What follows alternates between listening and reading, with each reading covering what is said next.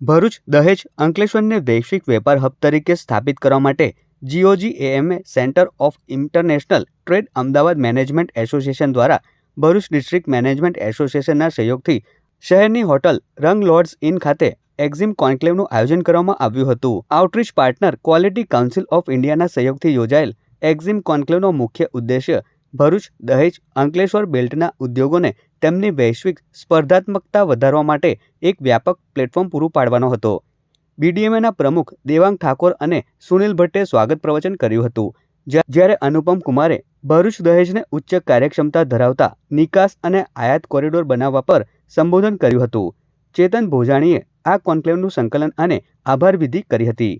આજનો આ કાર્યક્રમ અમદાવાદ મેનેજમેન્ટ એસોસિએશન અને BDMA સાથે થઈને કર્યો છે. આ પહેલા અમદાવાદ, વડોદરા, સુરત, રાજકોટમાં કાર્યક્રમ થયો છે અને આપણે ખૂબ જ હું કહી શકું નસીબદાર છીએ કે ભરૂચ એક ઇન્ડસ્ટ્રીયલ હબ હોવાને કારણે આ કાર્યક્રમ અહીંયા પણ અમદાવાદ મેનેજમેન્ટ એસોસિએશન અને BDMA કરી રહ્યા છે.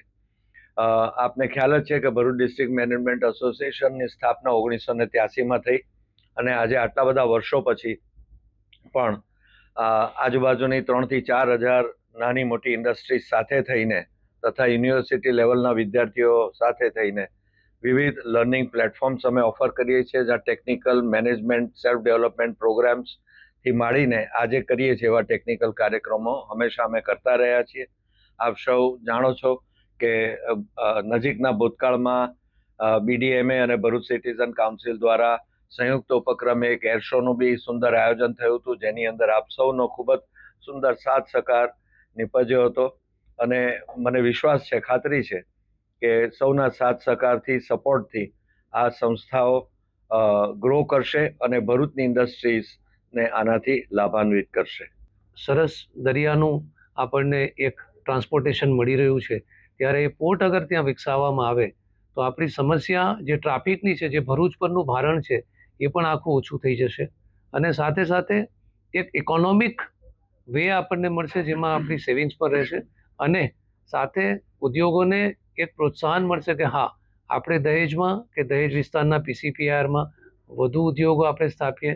ભરૂચ જિલ્લાના અન્ય એસ્ટેટ્સ જેમ કે અંકલેશ્વર, પાનોલી, ઝઘડિયા, સાયખા અને વિલાયત, આ બધા એસ્ટેટ પાસે હજુ પણ વધારે વિકાસ કરવાની ક્ષમતા છે અને વધુ એક્સપોર્ટ કરવાની ક્ષમતા છે, ત્યારે આવું એક ઇન્ફ્રાસ્ટ્રક્ચર આપવામાં આવે તો બહુ જરૂરી છે.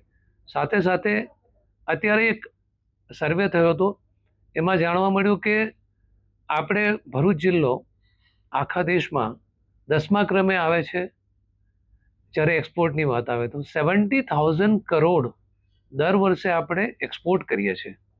જ્યારે આટલી મોટી સંખ્યામાં આપણું એક્સપોર્ટ હોય અને આટલું મોટું ડેવલપમેન્ટ હોય, ત્યારે એક સારા ઇન્ફ્રાસ્ટ્રક્ચરને અગર આપણે વિકસાવીએ તો આ જિલ્લો ક્યાંથી ક્યાં પહોંચી જાય એ આપણા માટે ગૌરવની વાત થઈ રહેશે.